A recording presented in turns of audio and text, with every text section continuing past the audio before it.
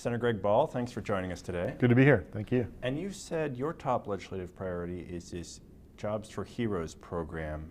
It would give contract preference for state contracts to disabled veterans. Right. And the governor actually, in his State of State, came out in support of it. Tell me a little bit about that bill. Why is it a top priority for you this year? Yeah, it is exciting news that the governor has come out and shown his support. We've been pushing this now for several years. It's passed the Senate repeatedly. The Assembly has not necessarily done so. We have a great sponsor in Assemblyman Ortiz. You know, veterans, specifically service-disabled veterans, have twice, if not worse, unemployment rates, especially in New York State. And this just isn't it's not a handout, it's a hand up, it's an opportunity. And it will allow businesses that are owned by service-disabled vets to connect to billions of dollars in state contracting, creating tens of thousands of jobs. And the good news is that vets hire vets. So it's going to be something that 44 other states have done, and we need to get on the ball. And the governor said the target would be 5% that he would like to see. Does the legislation have a target in there? Do you like that 5%? Yeah, initially 5% is a good number. Initially, we actually matched the federal set aside of 3%.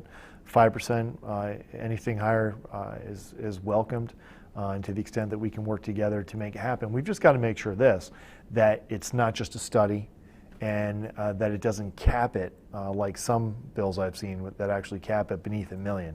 The great thing about New York State is that because of the financial sector and the extent of the contracts, if you cap it beneath $1 million, it does very little for service-disabled vets. So we want to get rid of any caps.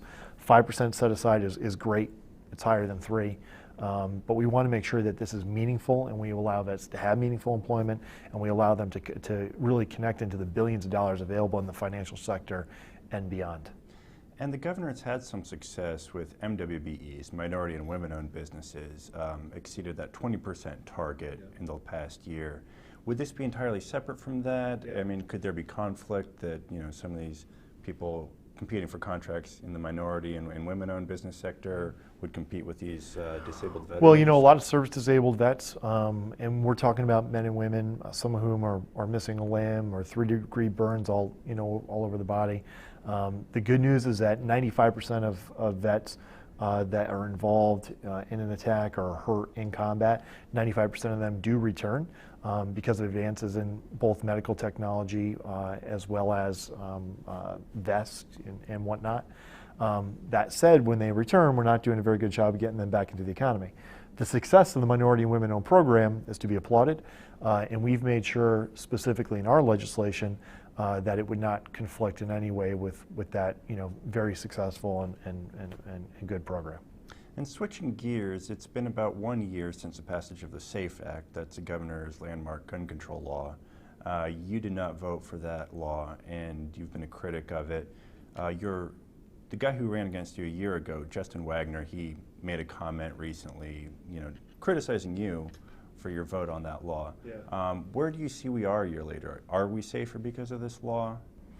Not at all. I mean, I think one of the comments that I made on the floor was that we have done nothing to really go after the real problem. At the end of the day, that legislation was very successful for this governor in the sense of putting him on the front pages. He was in a rush and at a breakneck speed. The legislation, then we found out, turned law enforcement, active law enforcement into criminals. It turned retired law enforcement into criminals. It had a statewide, for all intents and purposes, ban on permits for pistols and otherwise. And we've had to go back and fix the bill because the governor didn't do the hard work in the beginning, being more focused on the politics. A lot of the specifics in the bill were screwed up.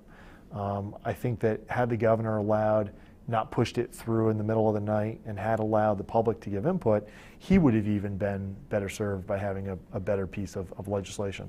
But if you look towards the atrocity that happened in Connecticut, you're talking about a severely unstable, criminally, mentally insane individual. And in New York, we're ripping out the safety nets throughout our communities to provide the services that are necessary. So we really should have put more money and more work into providing a safety net to make sure that atrocities like that don't occur in the future. Unfortunately, we haven't done that.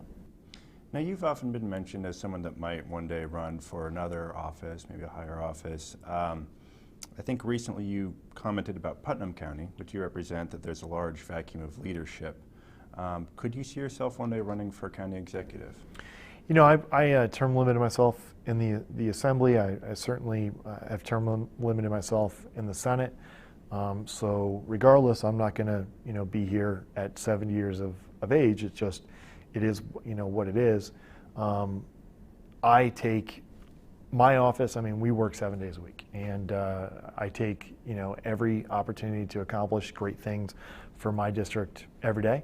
And honestly, what I'm going to do, after the budget, my final decision, I know that nobody knows because I don't know at this point, but it'll be a team decision, and I feel very confident that the Republicans and our majority, that we're going to be able to expand that majority in this year. The previous cycle, it was an Obama year and a presidential cycle. I believe that we have a bunch of great candidates, and we're going to be able to expand upon that to actually build upon our majority.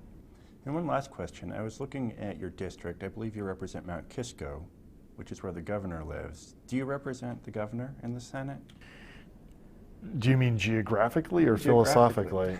Because philosophically, he just said that Catholics and otherwise should probably go find another state, which I found to be interesting. Geographically, I think he does live in my district, but he hasn't invited me to go golf or have me over for a dinner party, which is unfortunate because I would love to do that. He hasn't called you with any constituent complaints? He really hasn't, no, except for those crazy conservatives in his district that he wants to make move to Texas, but other than that. Senator, thanks for joining us today. Good to be here.